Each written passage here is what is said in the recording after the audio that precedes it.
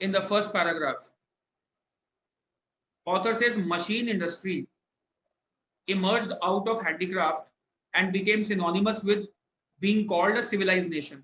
So, more evolved machine, the more evolved a machine industry of a country, the more civilized it is said to be. Okay.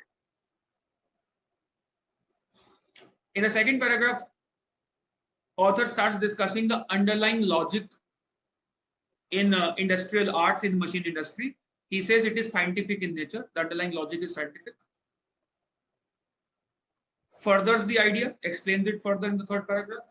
Says that technology of physics and chemistry is grounded in the logic of the material world, which is far away from the spiritual truths of custom and law.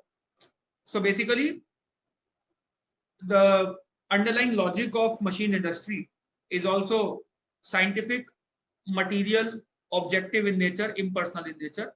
Okay.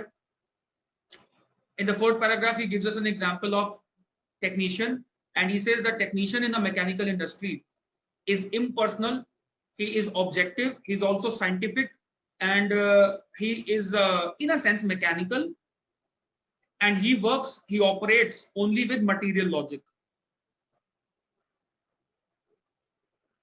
In last paragraph, author says money is a personal and personal interest, and therefore a technician is not allowed to have thoughts of money in his mind, or else he deflects from the path of being the operator of material logic. But then author points out a paradox. He says the very industry he works for is driven mainly by the concerns of money. So he's not allowed to have any personal interest. Otherwise, he will not be objective or impersonal. But the very industry, the very kind of production he's involved in is primarily driven by the interests of businessmen, monetary interests of businessmen. Okay, let's look at the questions now.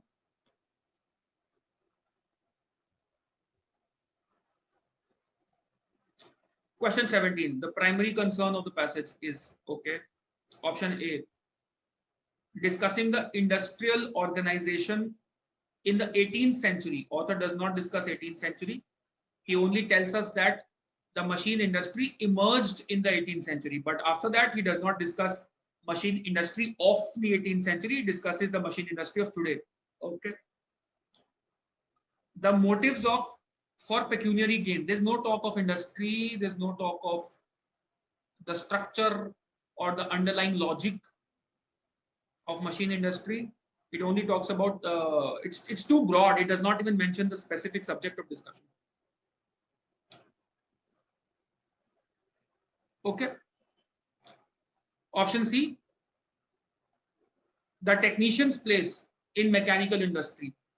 Well, technician was just an example of a bigger idea, bigger point. So this is a narrow point of discussion. The primary purpose is not to discuss the technician's place. It's not the primary focus of the passage. The impersonal organization of industry. That is correct. Impersonal, scientific, objective. The underlying logic is scientific. That is exactly what the main point was.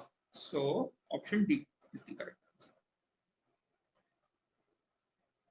Which one of the following, if true, would contradict the author's belief that the role of technician is keeper of the logic? Now, please note that author has said the technician is like a scientist and he has to eliminate the personal equation, and that is why he is keeper of the logic. So author says technician is impersonal,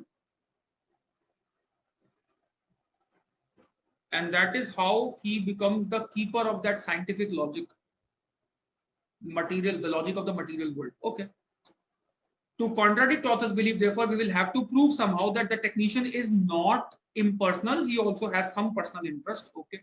Option A says all technicians are human beings with feelings and emotions. Well, this is a tempting choice, but this is incomplete. Having feelings and emotions does not necessarily mean that technicians let these emotions and feelings come interfere with their work. Therefore, option A, though in the right direction, it is incomplete. Let's look for a better option. Option B, an interest in pecuniary gain, that is monetary gain, is the technician's sole motive for participation in industry. Now, if it is the sole motive, he is not impersonal, he is very personal. That is exactly what we are looking for. So that contradicts the author's belief that role of the technician is keeper of the logic. Okay. Author would probably most strongly agree with which of the following statements about the evolution of industrial system, which means first paragraph is going to be our source. Option A says the handicraft system of industry emerged in 18th century. Handicraft system did not emerge. Machine system emerged in the 18th century from the handicraft system. So this is factually incorrect. The handicraft system of industrial production has gradually given rise to a mechanistic technology. That's exactly what the passage says. The machine system emerged gradually out of the handicraft in England. Option B should be the correct answer.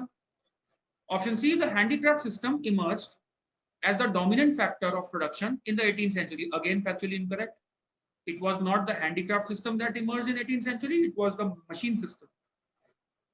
Option D, the industrial arts developed as a result of the growth of the mechanical industry, correct, that followed the decline of handicraft system. There's no talk of the decline of handicraft system. It's only said that machine system emerged out of handicraft system, not after the decline of the handicraft system. This is also factually incorrect. Okay.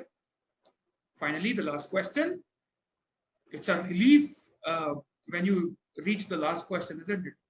Which one of the following best describes author's attitude towards scientific techniques? Well, author has merely described the scientific logic. He has said that the logic of science is the logic of material world. It is far away from the spiritual truths of custom and law. It is the logic of the inanimate facts, etc. But has the author really shown any bias for or against scientific techniques? Not really. He's merely explaining what scientific logic looks like and how it is the underlying logic of the machine system. Which means he's not critical, he's not hostile towards scientific techniques, he's neutral. Idealistic would mean he's moralistic. He's trying to enforce some principles or some moral values. He's trying to talk about the moral values involved in scientific techniques, which he does not. So correct answer, option B.